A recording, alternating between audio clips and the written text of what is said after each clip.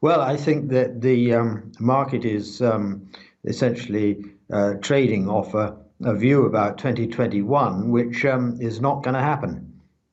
And the basic point here is that in 2021 the market estimates of S&P earnings are not merely up from 2019, but they're right back on the long-term growth trend, which is highly improbable. On our forecasts, the relationship of the economy to earnings produces a 2021 number that is down probably about 20% from the 2019 level.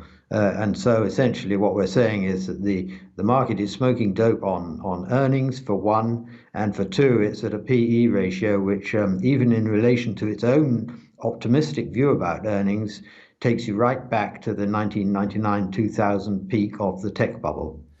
But isn't it the case that largely the market performance has been disconnected from the economy throughout this phase? And as we look forward, here we've got Boris Johnson set to announce some big infrastructure spending today. Other governments still seem to be lining up to offer some fiscal stimulus. Are investors not more focused on the fresh money that's likely to be injected rather than the continued deterioration of economies? For the current level of prices to be justified, you'd have to have an extreme upside scenario turning out in terms of the medical aspects of this whole thing. In other words, a vaccine pretty soon that can be disseminated this year. And we simply don't expect that. Of course, it could happen, and it'd be very nice if it were to happen. But essentially, the market is presuming something along those lines. Without that, the earnings are going to be a disappointment, and the market will come back down to earth.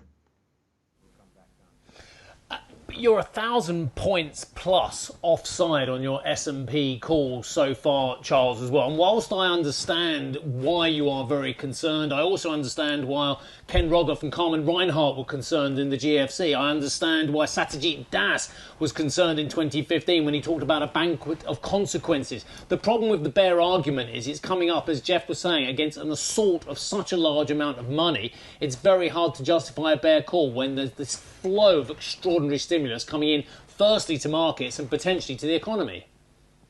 Well, potentially is the central word there.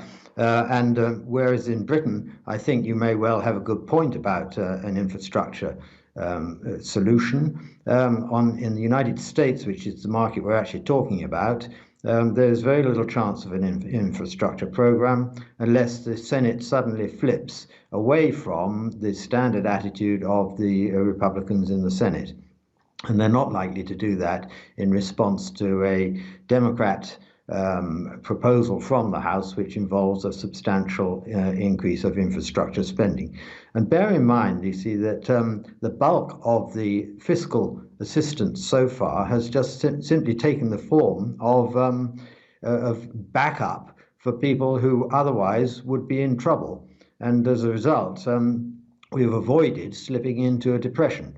Now, if we're going back to the GFC, as you probably know, I forecast the GFC from 2006 onwards. And at the bottom of the thing, in March 2009, I said the market is spectacularly cheap and it's time to get in there. And so I'm afraid I don't accept lessons about bearishness that has not been fulfilled, because we've been bearish in the past, it's been fulfilled, and then we've called the bottom.